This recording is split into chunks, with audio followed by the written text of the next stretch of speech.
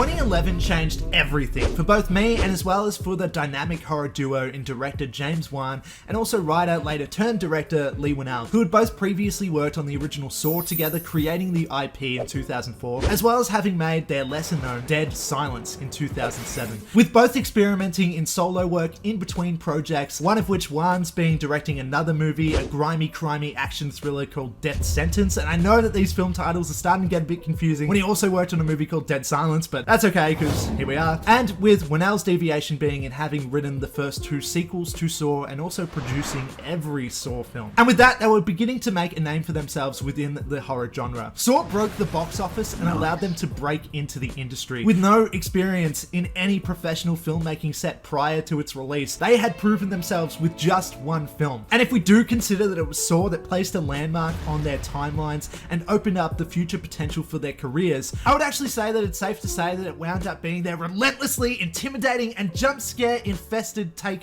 on the haunted house subgenre in 2011's Insidious that solidified their placement and reputation from then on. I do also just want to point out, just by the way, I mentioned that the film came out in 2011, right? And according to IMDb, Insidious is apparently a 2010 film. But that only applies because this is taking into account only the initial festival screenings and all that sort of stuff. And it didn't actually open wide until later the next year in April 2011 in some places, and more specifically May in 2011 here in Australia, where I eventually got to see it. So I will always consider this a 2011 film. I'm sorry, that's just the way my brain works. Anyway, moving on, next thing. Insidious was particularly important to the filmmakers in terms of wanting to break out of the dangerous mold they were possibly soon trapping themselves in since the release of Saw. You know, not wanting to be typecast into guys who were just into gore and nothing more. The two set out to make a film that was just as scary, if not arguably a lot more scary than Saw, but that didn't rely on any form of violence, guts, or gore. What we're trying to do with this one, James and I, is go back to scaring people. Yes, we wanted to prove that we can make a scary movie without blood and guts. Not really into, you know, gizzards spilling out of, you know, somebody's stomach or you know, heads being cut off.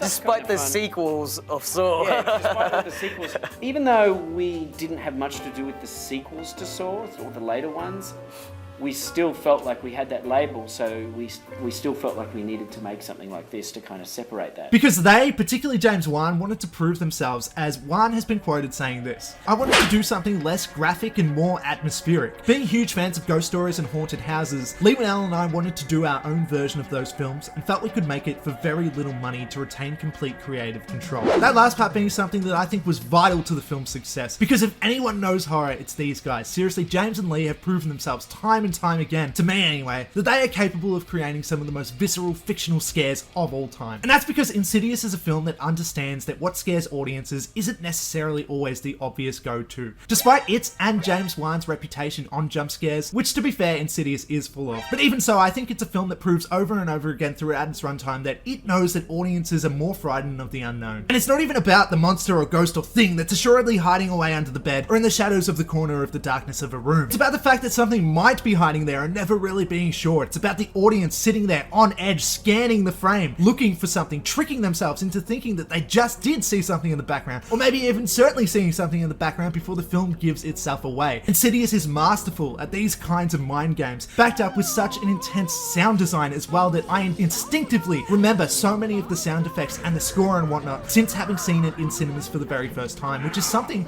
that I cannot say for a lot of other films. As I said, 2011 didn't just change things for the filmmakers, but it changed something fundamental within myself. I was 15, extremely reluctant to wanting to go see this and proceed into the theatre. Horror was by far not my favourite thing at this point in time, but it was my, at the time, girlfriend's, now wife's, birthday, and she wanted to see Insidious. I don't even think any of us knew that this was from the creators of Saw at the time, but to be fair, that wouldn't have helped convince me to see it, because Saw was also something that terrified me as well, and I absolutely would have refused to see it. But to be fair, we also weren't going in to see Insidious because we were extremely passionate for the filmmakers. We didn't have that at the time yet. It wasn't about the grace of cinema or wanting to envision art on the big screen. No, it was much less deep than that. It was about my, at the time, girlfriend, now wife's, admiration for creepy shit. She just wanted to witness the spook. That's about as deep as it got. And I adamantly didn't want to see that. I didn't want to see any of those scary things awaiting. But there I was. And in the end, I do genuinely believe that this watch session changed something fundamental within both of us that day. And so there we were,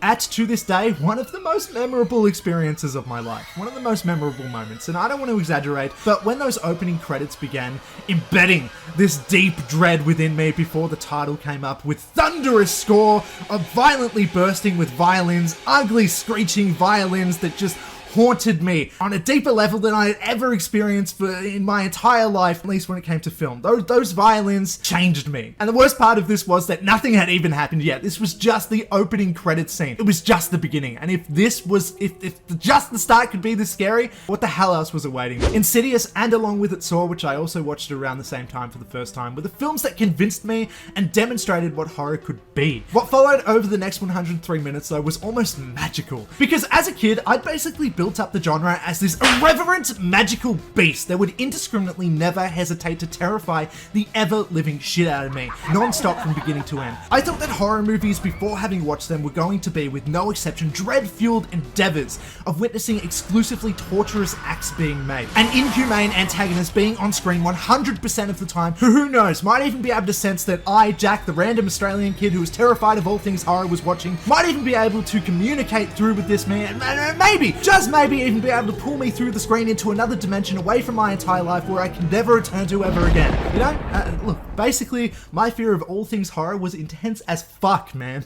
But instead, I learned that day that no, there are actually ebbs and flows when it comes to horror, and that horror only works with moments of release. There was a rhythm to it, a balance, a formula. And for the first time, I began realizing and noticing filmmaking techniques for the very first time as well. You know, I began appreciating that not only could films make me feel a certain way, but I also actually began to think about how said film was doing it. In this case, scaring the ever-living shit out of me. Insidious, with no overstatement, and Saw along with it, so basically the works of James Wan and Leigh Whannell, are the movies that taught me what horror was and showed me that I could even love it. This place is magnificent. I would even say that it's probably because of these very films that I talk about film online to this very day. Basically, the TLDR section of these past few minutes could be read as something like this. Insidious is important to me, and in my opinion is one of the scariest films of all time, and I know that that's going to be an unpopular opinion. Watch out, Exorcist fans and all that stuff, and whatever. You can just disagree with me, that's fine. And you know why? It's because fear, much like humor, is completely subjective, and Insidious is the film that scared me most at the first time of having watched it anyway. Holy crap!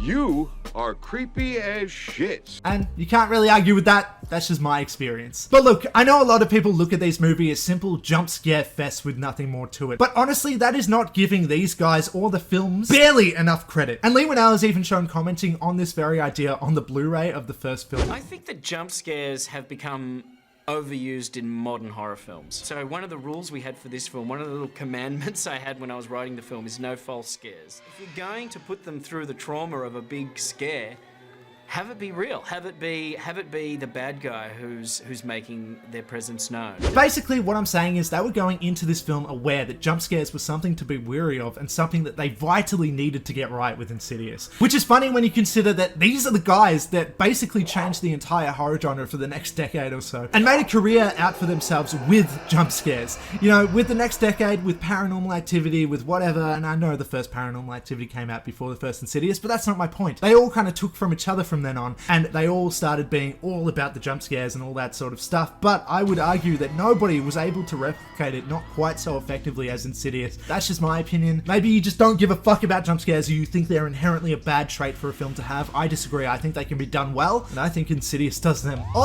extremely well. My point is that Insidious wasn't just an example of lazy filmmaking like a lot of films that came out in the 2010s. James and Leigh strived for creating something that played homage to the macabre films that they loved as kids, while also wanting to truly implement something fresh. And they wanted to go just beyond bumps in the night. They wanted Insidious to really mean something. You and I will not make garbage. And aim to do so by grounding the film's absurdity. I think it's very important when you're setting up a situation where a house is going to be haunted. You've got to be able to relate to these people before the outlandish stuff happens. We look at them and we project ourselves into their shoes. We go, that's us. What would we do if we were in that situation? And so you can see in the film that there's a prominence with things like having scenes set in the daylight and having scenes set in everyday situations and settings, emphasizing the ghostly situations as depicted in the film throughout a filter of familiarity. You know the film is effective if you go home at night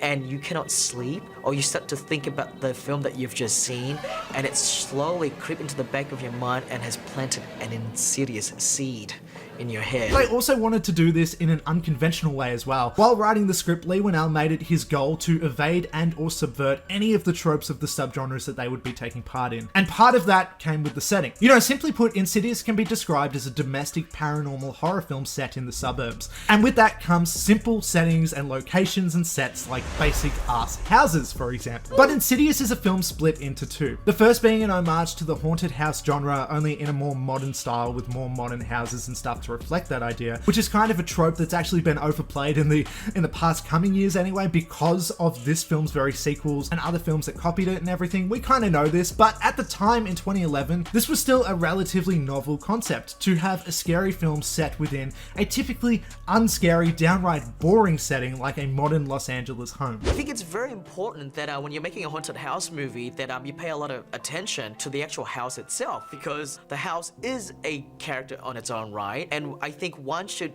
take as much time casting the house as you would cast the actors in the film. I really want the house to just feel like a very happy, bright, sunny suburban home, that you wouldn't think anything, you know, bad or creepy would happen in that house. And this, of course, though, is turned on its head during the film's second half when they let their creativity fly, and the film becomes more about things like possession and astral projection and other otherworldly things, particularly in scenes set within the Further. This film's idea of basically limbo, an orbital space between the living and dead in which allows anything, even if illogical, to happen, allowing the creatives behind it to reign free with spooky possibilities. We're now saying this on the second half of the film, I think that other world gives you license to be a bit more theatrical. with James commenting that it was a breath of fresh air once they weren't so heavily restrained to shooting within the boundaries of a logically structured house. It was in the Further where the rules could be broken and imagination could soar. To continue this idea though, the aesthetic of Insidious was described by the set designer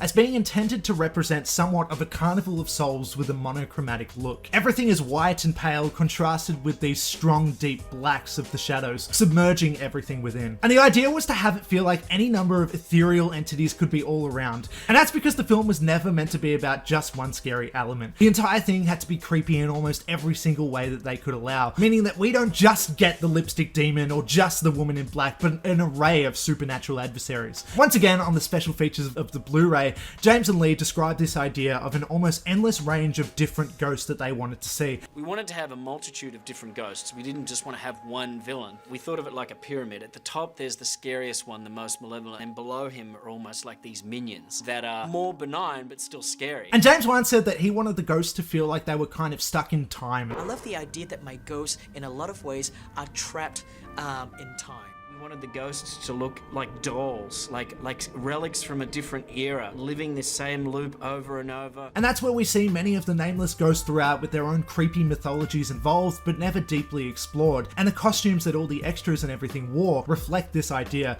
with costume designer Kristen M. Burke describing her process of having an idea for literally each and every one of the ghost backstories, really going above and beyond, I think, what her paycheck describes. All of the ghosts kind of have all of these tragedies to them, and it's just really interesting to think about. And this costume designer still managed to add such a high level of detail to an already well thought out screenplay as well, of which, by the way, this brilliant story is about a father trying to save his son from the demons of his past, and the cyclical nature of paternal issues being passed down being of utmost importance to the story. Ultimately, this is a film about family, albeit much scarier than most films about that very topic. But now I want to go into what everybody else thinks about Insidious. We've already established that I love it, but what about everyone else? Well, despite the ingenuity of the film, in my opinion, the critical reception turned out to be extremely mixed upon the film's release. Negative reviews pointed out issues in regards to comparing the first half of the film to the second, suggesting that the second is unable to live up to the impossibly high standards set up in the first, which I actually think is a really weird stance. I don't really understand that opinion, to be honest, because in my opinion, the movie transcends with natural progression, building up to the climax that perhaps does get a bit blatantly zany, but only in a classic haunted house movie fashion. I don't think the tones clash or that Insidious jumps the shark in any way at all. This is while all the positive reviews at the time, though, focused on the impressive amount of suspense that the filmmakers were able to uphold. But now, in a more modern context, currently Insidious is sitting at a 6.8 rating on IMDb, with its sequels all dropping a few decimals down to 5.7 with Insidious 4: The Last Key. We can see here that Insidious is not exactly the most popular movie or franchise in the world in terms of quality, but a lot of people did see it, proof in that being that it was a film shot on a $1.5 million budget, but making back almost pure profits with a $100 million worldwide box office and reigning supreme as the most profitable film of 2011. Now, that is not the film that made the most total amount, but it is the most profitable when we consider the margin of profit when compared to a budget. You know, it made the most money back. The existing 4 Insidious films thus far, though, have grossed over $500 million on a budget of only $26.5 million when combined. Meaning that if you actually think about it, my god, James and Leigh must be rich as fuck. They must just be rolling in it. And that's not even James Wan's most popular film or highest grossing film, far from it, in fact. Technically, the answer to that is Fast 7, which made freaking $1.5 billion. The point, though, is that clearly Insidious did resonate with at least some people, at least at the time, sparking off 3 sequels in the next following years before finally laying dormant once more after 2018's Insidious: The Last Key. The 4th film, and unfortunately probably the worst one, but still a pretty good film. But I have good news though. Insidious is coming back. Insidious 5 is set to be released later this year in 2023, with Patrick Wilson coming back as Josh Lambert and also directing the film this time, along with a bunch of the returning cast from Byrne to SImpkins also returning. Some of the creative team is also coming back, with James Wan coming back in a producing role, Leigh Whannell coming back in a writing and producing role as well. And that just makes me so fucking ecstatic for this film. I have such high expectations. It's probably not going to ever be as good as the original, but oh man, I'm hoping so. I can't wait to see you. So, interestingly, Leigh Whannell had nothing to do with the pre, post, or on-set production of The Conjuring. He wasn't involved at all, which is something I kind of tricked myself into believing for a number of years. I always thought Leigh Whannell and James Wan, they were stuck together, you know? They worked on everything together, until I did my research. Anyway, with that though, I think that we can actually analyze the two filmmakers and their differences fairly easily here. You know, you can see with Insidious and The Conjuring where the two filmmakers compare, and what each brings to the table. With Wan directing both, but Whannell writing only Insidious, it becomes clear that it's Whannell, along with his efforts in Saw, Upgrade, and The Invisible Man, that he's the one that brings the twist, creativity, grunge, and emotion, leaving Wan to the spectacle, visuals, and focus on cinematography and creep factor overall. The two work brilliantly together because of this, but their fundamental styles are slightly different, if not obvious at first. See, I feel like it's a fact that James Wan is more about technique, and I think he thinks about his films in a more frame-by-frame basis, letting the camera and set design do a lot of the work. And this adds up when we think about where he's gone since. With James Wan, you know, he's basically now, for the most part, primarily an action film director. Unfortunately, having gone on to franchises like Fast and the Furious and now DC's Aquaman, Wan focuses on in-camera storytelling and visual effects to get his ideas across, whereas Whannell is all about concept. See, Upgrade and The Invisible Man do both rely on sci-fi elements that need to be done well enough in camera so that we as an audience can buy in, but once we're at that level, he doesn't need to go any further. Whannell's movies aren't huge budgeted blockbusters because that's just not really the point. But I think I can see now, in a particular way that I couldn't before, that Wan's films are more about presenting themselves as cinematic, larger-than-life endeavors, where Whannell thinks small, intimate being the more appropriate word, as it's not a negative. But I think, in comparison to that, Wan thinks big. Even in Wan's indie works like Death Sentence, we can still see his aspirations for wanting to present things in the most exciting way possible. And throughout his filmography, from the original Saw, we see the camera rotating rapidly in quick flashes in the editing to get the point of urgency across, to his more recent work, we see that he does similar things yet in a more broadly appealing way. I think that when the two filmmakers work together on movies, my theory is that Whannell sets things up with a great story and James Wan figures out the best possible way to present that story. You don't exactly need the expert me to tell you that, since Leigh Whannell is primarily known for writing and James Wan is primarily known for directing, but saying it out loud, it just makes sense. And we can go further into this comparison by pitting Insidious and The Conjuring specifically against each other. So get ready for a bit of a horror throwdown and let's verse these movies and have them fight each other, okay? So, where The Conjuring was deliberately paced, patient, and more of a slow burn, Insidious came crashing out the gate with irreverence, delivering creative jump scares and set pieces, all wrapped up in a heavy dose of smoke machine fog shimmering over just about every frame of the film. Insidious to me is like The Conjuring's more fashionable and more modern little brother, despite preceding it. And to me, Insidious is actually the more impressive film of the two. But we're really splitting hairs here if we're being honest, since they're both probably the very best examples of what films like these can be. Insidious to me though is a movie that simply oozes scares. Almost every moment builds up from the last in terms of raising tension, upping the stakes, and engulfing us further and further into, well, the further.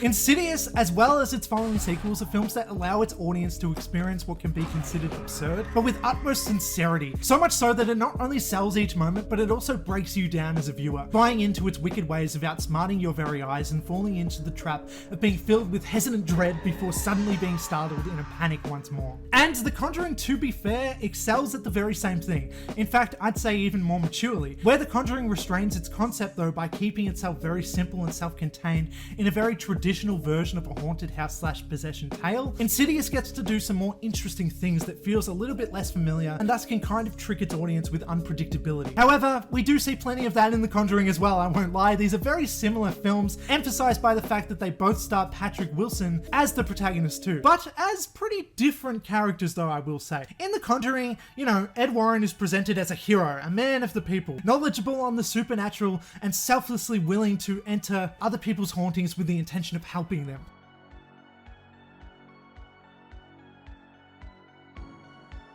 Whereas Insidious's Josh Lambert, on the other hand, is thrown into the deep end, unprepared and terrified, but as a father, also willing to selflessly, voluntarily enter a haunting scenario to help someone else as well. In this case being his son though, so it's not quite as selfless, he kind of has skin in the game. But still, they are similar characters in that they are in similar situations, but their approaches are quite different. Both films though can also be quite sentimental at times, despite their intensity, but I think where Insidious gets a leg up for me over The Conjuring is that it doesn't rely on a simple exorcism at the end to solve all conflicts like The Conjuring does. The Conjuring has a deeply religious theme, and I think in a way, personally, dumps itself down by the end when evil is just defeated by loudly shouting prayers with a cross shoved in a possessed woman's face for long enough that the entity within her decides to just dip. Insidious kind of has stricter rules than that, and to me comes off as a little bit more believable, which kind of feels wrong to say when out of the two, I'd say it's Insidious that feels a bit more infantilized and grandiose of the two. It's the one that is more in your face about everything, and it does feel a little bit more dumb as you're watching, I guess. As well as the fact that The Conjuring is technically based off of a true story,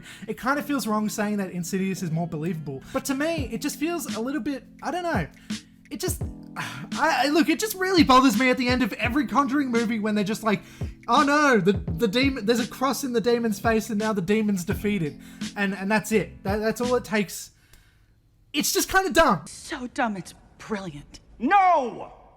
It's just dumb. But where I think The Conjuring has a leg up is that The Conjuring doesn't feel like it's showing off, whereas Insidious, to be honest, sometimes does. For example, the scene where Elise has to communicate with the dead in the further, and while she does so, she's wearing a gas mask. Why? Because Leigh Whannell thought it would look cool and distract the audience from the fact that they're seeing a paranormal seance scene once again for like the 1000th time in their life. I remember getting to that scene and thinking, oh man, the seance scene. It's a bunch of people sitting around a table holding hands. What am I going to do here that could be possibly different? So I'm sitting there racking my brain, and it just occurred to me, what if the medium wore this strange kind of World War II gas mask that she spoke into, and her assistant interpreted everything she was saying? I was thinking visually that would be so striking that it would take your mind off the fact that you'd seen the seance scene many times before. But I think what it ultimately comes down to between these two films is a couple simple questions. Which film is more creative? I'd say Insidious. Which film is more successful? The Conjuring, by far, making $319 million on a $20 million budget, resulting in a more positive online score too of 7.5 on IMDb and 86% critic score on Rotten Tomatoes. The Conjuring is definitely the more popular film. Which film is scarier? Honestly, I don't think I can decide. I remember Insidious scaring me more because it acted as more of the introduction to the horror genre for me, but they were both hugely effective in this way. Like, I feel like Insidious is kind of the one that like held my hand and took me into the subgenre, but honestly, they both scared the crap out of me. They're tied. But which film do I personally like more? I think my answer to that is Insidious. But I love both of them to a pretty ridiculous level though at this point, so comparing them is arbitrary at best, entirely pointless at worst. In the end, I'm just glad Insidious was a film that came out at around the time that it did though. It's a film that not only changed my entire life film watching wise, it's one that also inspired me to talk about films like it on this very platform. And if it wasn't for coming out at around the time of my then girlfriend's now wife's birthday back then in 2011, I probably would have otherwise refused to watch it any other time, and maybe probably might not have ever fallen in love with the works of James Wan and Leigh Whannell and plummeted into the horror fandom where I still reside to this day. As for everybody else though, I think Insidious can be looked at like this: as a fun little horror film that a couple guys set out to make in late April to mid-May 2010 that delivered in scares and was a great film in its own right depending on who you ask, and as well as a film that can be looked at as the starting point of the second era of these guys' careers. Even if you're not a huge fan of Insidious, I think we can all appreciate that it was pretty effective in influencing the horror genre in the next decade to come, and it was definitely the beginning of turning James Wan into a household name, at least in houses where people know the names of movie directors anyway. Anyway, here's to Insidious 5, and hoping that it's as good as the original entry, although let's be honest, it probably won't be, it probably can't be, and James Wan isn't directing it, so it won't be. But here's hoping that it's good. I think it will be. I think it will be good. But that is about all that I have to say for now, so thank you if you were still watching at this point. But before you go, please do that thing, which I like, comment, share, subscribe, all that shit. And I'm outie. You know it. Goodbye.